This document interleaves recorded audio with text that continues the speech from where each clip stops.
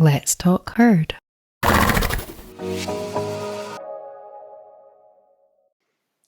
Hi, Sam. Thank you so much for coming back again. Hi, Cami. Oh, it's Yeah, a pleasure. Lovely, yeah, lovely you to see too. you. And I feel like I talked a lot the last time that we met, so I'd really like to hear a bit more about the heart math. HeartMath, Yeah. yeah. Um, so for me, HeartMath started back in the mid 90s, so I'm old. Okay. Um, a friend of mine, she and I learned about it from uh, another friend who was actually one of the first trainers, and he was a cardiologist Okay. um, in the Milwaukee area, Milwaukee, Wisconsin. And so we had a chance to meet with him, and he told us all about it. So since that time, I've kind of come in and out of HeartMath over those many years. Um, and with COVID, I started thinking that I needed to bring into my bodywork practice something to support the guardian Okay. because especially for some reason, those first 6 months of COVID with the lockdown, um, there was so much stress. Yeah. And I would hear from clients that they would be going to visit their horse at the barn, you know, when it was open. A lot of places weren't even open. Mm. And their horse would want nothing to do with them. Wow. And they could not figure it out. And so that got me thinking that I, I'm never really going to be able to help the horses Mm. unless I find something that will help the guardian. Okay. Because a lot of times I was feeling like I was just a Band-Aid when it Yeah. was coming to the work I was doing with the horse. Um, I would get them comfortable and whole as Mm. much as they were capable at that point. And then in 2 weeks or 4 weeks or 6 weeks or 3 months, it would just cycle back to the same old thing. Mm. So I have been a meditator for many, many years. Mm. And for a few years, I actually taught meditation. Um, and that was not always successful with everyone. Yeah. It can be really challenging for people. Mm. And so that got me thinking about HeartMath. And the more I sat with it, I thought it was just the perfect thing to do with horses. And then once I really started looking into it, HeartMath had done some research Okay. with Dr. Ann Baldwin in Arizona about the impact of the techniques working with people and horses. Okay. So I went through the training, and I've been offering one-on-ones. I do one-on-ones, and what I've been doing mostly though is small groups, and Mm. I love doing the small groups. Yeah. It's anywhere from 8 to 12 people, and the energy of a small group is so beautiful. Mm. And at the end of the 4 weeks, people always say, "Oh, I wish it could go on forever," because they really love the intimacy. Mm. There's that nice balance between um, not being in the spotlight. So if it's just one on one, you're Yeah. constantly in Yeah. the It's spotlight. And there's intense. some Yeah. pressure, right, to be so engaged and Mm. participatory. But when you're in a small group, um, it's okay sometimes to kind of sit back and take information in, and then other times, it's okay to step forward and speak and share a little bit more. So I love the small group work. Yeah. And it's no surprise to me because I use the HeartMath techniques every day, multiple times a day, in human situations, nature situations, animal situations, horses. So it's no surprise, but people are really seeing a difference, and not just with their horses. Yeah. People are seeing a difference riding. If, for those people who ride, Yeah. people are seeing a difference in terms of just how their horses interact with them just day to day, but also with their family members. And I think the biggest thing for me is people are noticing that their baseline stress levels are lowering. Yeah. So they're not reacting as much to stressors, which is exactly what the HeartMath research shows. And if anyone's interested, if you go to the heartmathinstitute.org, they have a ton of research. They've been doing research since 1991. The early research was on individuals and the impact the techniques had on people.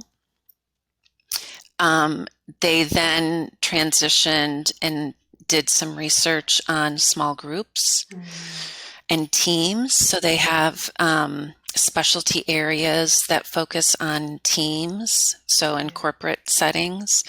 And now they're really focused on a global research. There's even an app where they're monitoring global coherence at different times. Okay. Yeah. So part of that global coherence, they're also starting to do research on trees. Oh my God, I love that. That's amazing. I know. It's so cool. They have special monitors that you can purchase, and you pick a particular tree. There are whole guidelines and things like that they have very specific things that they're looking for, and it needs to be close enough to your house because of Wi-Fi and things like that. Yeah. But they're trying to monitor trees and how the coherence, how is the global coherence impacting trees, and how everything relates. I know, it's so cool. Yeah. Wow. Yeah. I read something the other day about how they can now they can measure pain with trees and how they make these clicking sounds Oh my when they're in gosh. pain, or not necessarily, or when they're when they need water, or when they're caught or something like that. They make these sounds, so it's Oh my gosh. it's kind of more real, isn't it, when you can hear something.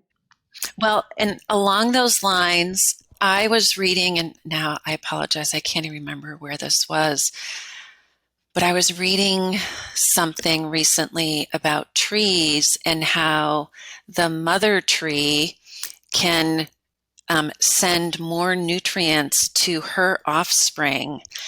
And it's just, it's so fascinating. Oh yeah, I've heard that. And there is an amazing book about, what's it called? I'm sure it's by someone called Peter something.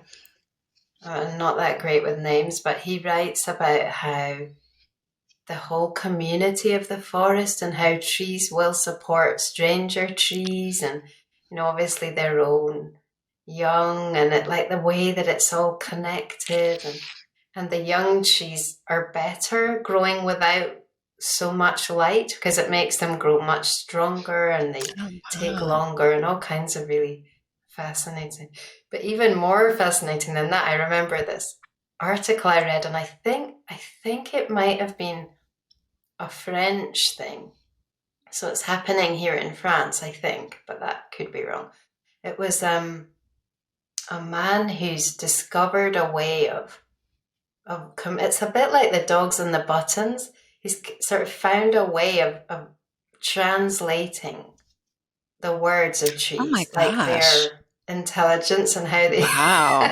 and it's so crazy. It's to do with yeah, it's to do with the voltage difference in the Okay. roots, but they have to learn they have to Right. interpret what the words mean. And but the trees learn. And he told this story about how his I don't know if I'll remember it all, but where he lives, the plants in his house, they had a name for it. They know the names of the people who live there. Like they know his wife's Oh my name, and they gosh. would start chanting the name Wow. before when she was getting back to the house, like before she got back, like 5 minutes before she came back, they would start chanting her name.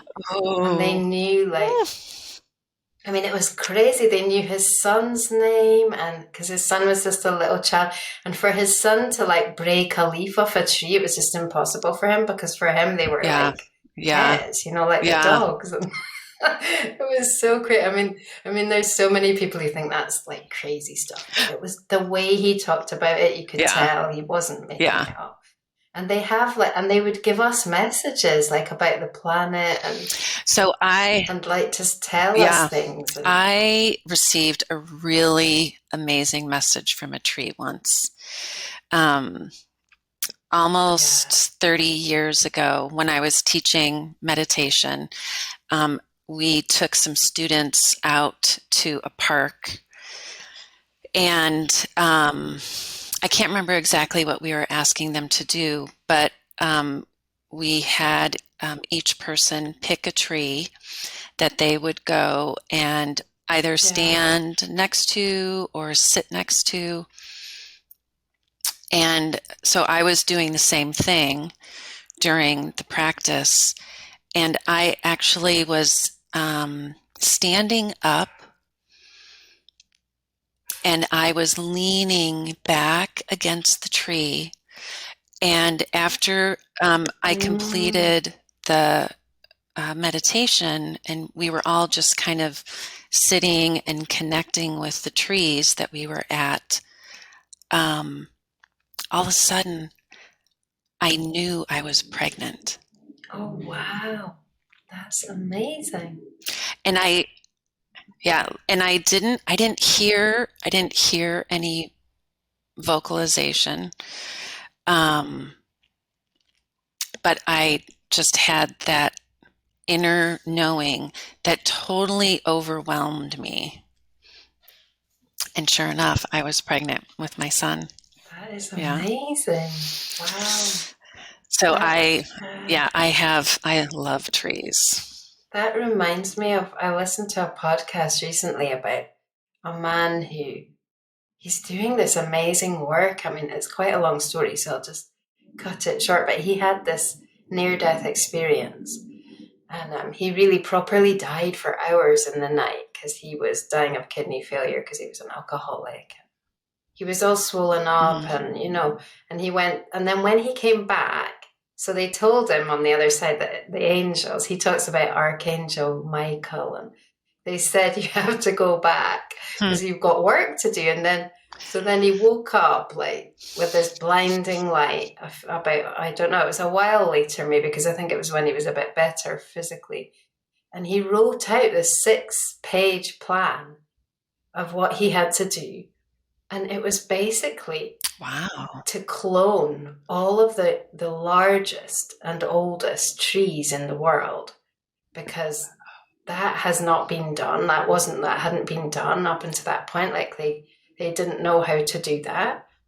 And And I don't know, it wasn't exactly clear if he was told all the steps, but he kind of learned along the way that you have to get the newest growth and work with that, Huh. genetically, and because they hadn't been able to do that before because the seeds are obviously infertile for these big old things, because it's like, he said it's Mm. like asking a 130-year-old woman to have a baby kind of thing. But they've done Sure. it. They've done it, and they've got Wow. groves all over the world, and Yeah. it's amazing. Oh my gosh.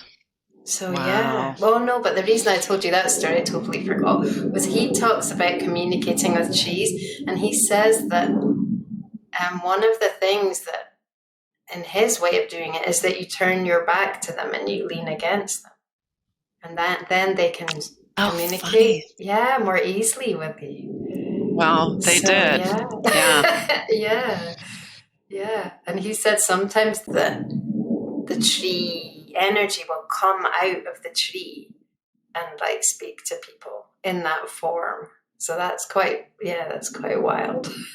Yeah. Yes. Yeah, That's spectacular. Yeah. yeah. I mean, I find that they're quite easy to communicate with, just in terms of energy. It's just when you hear people actually, interpreting words and things, it's just a different part of your brain. I suppose it's the more logical part. So it's like you can prove it then. Oh, yeah. Yeah. Well, I think, there's so much of science that I think is at this point in time just baby science. We're here and the Yeah, yeah, potential for yeah. it is so, Absolutely. Absolutely. Yeah, it's so limiting to think. Yeah. yeah. Yeah, just to feel like in a way that you have to have science or No. something, because the measuring systems aren't there yet. So, Yeah. you know, Right. compared to what we have. Yeah. So the heart math, is it like a form of meditation, or how did it start? Mm. What was the So, yeah, what's the story Doc behind it? Doc Childry is the founder of HeartMath, and I may not get this whole story correct, but at one time, I think in the 80s, he was doing a lot of research on healing healing tones, and he was making some of Okay. the original kind of new age healing music. And so he was doing all of this research on particular tones and how they impact Okay. the body.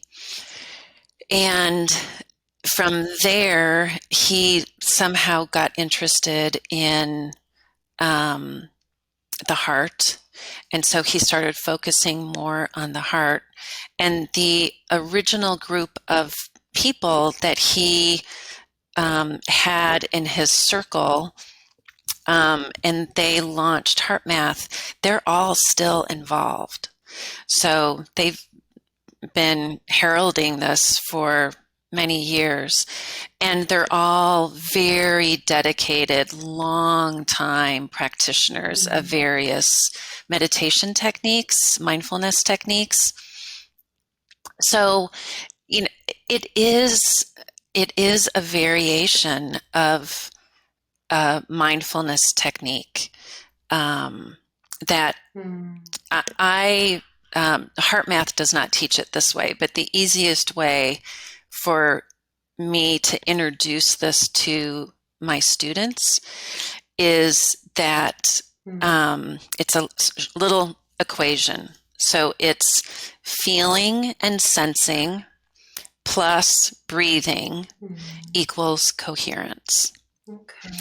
So Mm. you Got it. can get into a coherent state by just focusing on certain types of emotions, like love and gratitude and peace, but you kind of supercharge that process when you add in a particular breathing rate. And coherence is essentially monitored. HeartMath, a lot of people know HeartMath because of the technology that people use. There's, a little earbud piece, and there's one that you can use on your computer. Okay. So it will actually monitor for you. It's essentially biofeedback. Okay. So you're training your body on how it feels to get into a coherent state. I do not use the technology in my classes because I want there to basically be no barrier to learning this. And for most of my clients and most of the people that I work with, I want them to be able to do these techniques on the go because they're really designed to do them on the go when you're out with the horses, and you're not going to have a little piece of technology in your hand or something clipped to your ear and monitoring that while you're with the horses. So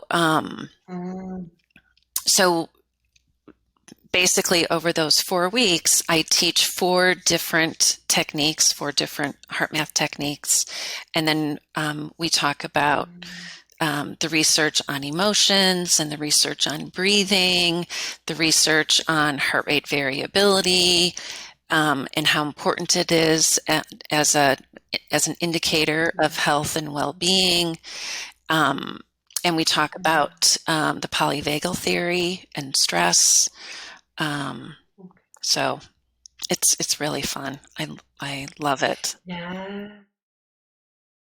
So really, the horses are the ideal biofeedback because they're going to tell you, aren't they? Or show you. Yeah. Yes. Yeah. 100%. Yes. Yeah, definitely. And actually, that little quote that I sent you. Yeah. When I was contemplating our conversation today, when I read that, my first thought was, well, that's not me. Because I don't feel like I can teach anyone to be in their heart. All I can do is offer tools. And so I see HeartMath as a tool for people to get out of their head and live in their heart. And so when I read that quote, I thought, well, that's not me. And then all of a sudden I had this, when energy comes at you, it feels like a woof. I just had this whooshing energy, this really powerful energy come at me. And I started to kind of chuckle, realizing, well, yeah, duh, it's the horses. The horses are the ones who teach us to be in our hearts. Absolutely. It's just us silly humans. We have a hard time doing that. So I see the HeartMath techniques as just one of many, many ways of getting to that point. Should I read that quote real quick? Because I'm referencing. Yeah, I was going to say that if you have that. I do. I have it on my phone. So this is a quote by Nikki Rowe, Nikkirowe. And it says, I don't belong on Earth. My soul is from the stars. I'm visiting this planet for a while so I can help people listen to their hearts. I love that. Yeah. Yeah, I love it too. So yeah, so I think people being able to have a beautiful connection with their horse, their dog, their child, their husband. It all has to start with the heart. Absolutely. And I suppose ultimately themselves, because it's ourselves that we have the most intimate relationship with, really. Mm-hmm. I was listening to a Yeah. podcast today about it was Michael Singer, who wrote the book The Untethered Soul. Mm-hmm. And he was talking about how, Yeah. like often we think about what we want as being things, like we want a house and a car and all. And I mean, it's kind of obvious to people who are more spiritual, but really all we want is to be happy and fulfilled. And we just think that those things are going to make that happen. And it's really, that's what life is, isn't it? Just finding that place. And things like the HeartMath and, Mm-hmm. those are they are tools. And I think often it's like we don't realize how powerful they can be if we actually do them. Just do it. Mm-hmm. Just try, just do something. Mm-hmm. And I think sometimes the more structure there is, the better at the beginning, just for encouragement, because it can be difficult to, Mm-hmm. just to know where to begin. Because even I thought that, I mean, I didn't listen to the whole Mm-hmm. podcast, but he was saying things that were cognitively made a lot of sense. But then how do you start if you're someone who's just not happy or depressed, or, you need a Mm-hmm. place to start. And Yeah. yeah. Yes. Yes. And a place that gets you out of your head easily, Yes. even for a second at a time. Yeah. I think the thing that I notice the most in the people in the class is that they all come in. I shouldn't say all, but many of them come in having tried meditation, but gave up on it because they couldn't quiet their mind. Yes. Yeah. And so that first hurdle that I have to help them get over is the fact that it's not going to happen. Your mind is going to do this. Yeah. And all the practice is just returning to your heart, returning to your heart. So in HeartMath, it's returning to your heart and returning to your breathing. Yeah. And so it's just a constant, ebb and flow of doing that. And once they realize that it's okay and that there's nothing wrong with them, and that it is just this gentle, figure eight. You go out and you start thinking about what you're going to have for dinner, and then you come back. And then you go out and you think about all the things you didn't finish today at work, and you come back. And that by doing that, it's like going to the gym and you're exercising and you're practicing. And the more you do that, the more you do get comfortable and you have longer moments of that peace or serenity or connection. Yeah. It is so true that so many people with meditation, they come up against that thing about, trying, and it just, I mean, it is I don't know how that started, but this idea that you can just, and I think you can reach a place where you don't have thoughts, but you can't get there by trying not to. So it just ends up being a vicious circle. And sometimes also I think there's an element of when you're in that place and you do connect with your source, sometimes you receive a lot of thoughts. And I think that's different. I think those thoughts are from your source, and they're really positive, and that, you know, they might be like, make you want to go and do something, and that's great. You know, I think, you know, Mm-hmm. it's, Mm-hmm. yeah, there's a lot of sort of misunderstanding, I think, sometimes about Yeah. what meditation is and what it's Yes. for.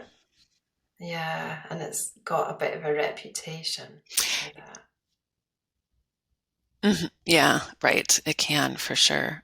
Yeah, one of the actually the last exercise I teach um, is a way of introducing to people how to connect with their intuition and Mm, helping them understand the difference between the monkey mind and all the mm, messages the monkey mind is sending yeah, and the message that we're receiving from a much deeper level yeah, yeah. um, that people call the intuition.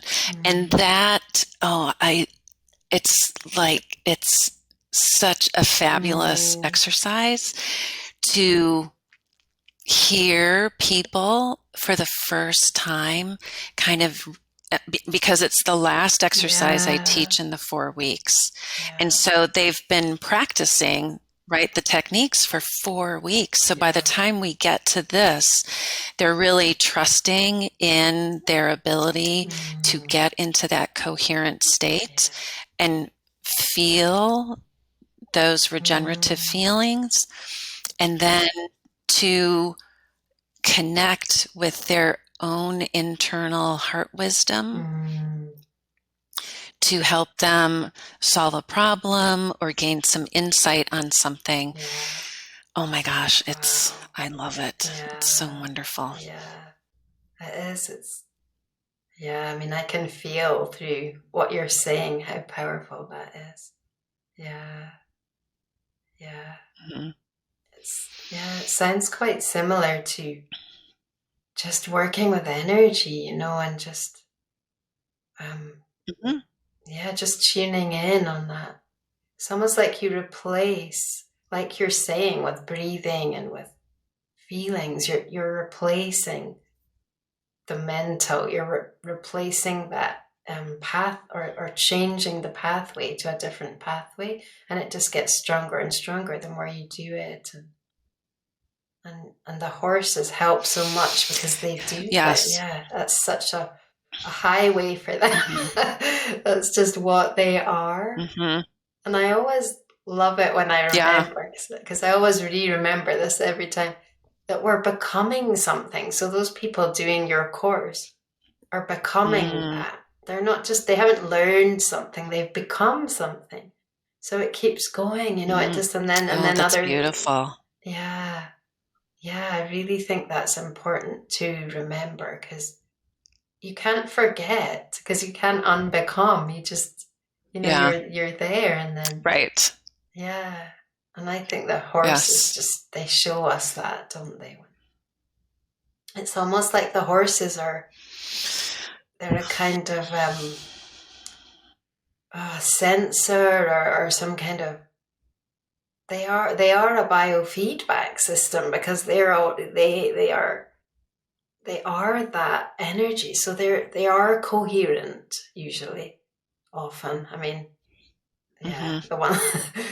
And Unless, so, unless, yeah, unless they're in learned yeah, helplessness or yeah, shut yeah, down or, absolutely, yeah, but yeah.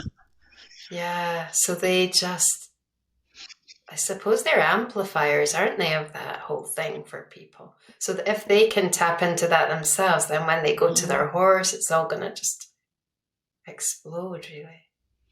Oh, Yeah. it's ju- it's really night and day. Mm, Um, and I the thing I love to do is when I'm doing more one-on-one work with a client and their horse, um, is to be able to demonstrate and have that mm, client experience that with their horse in a class. people are learning the exercises and then they're going off and practicing with their horse and then reporting back.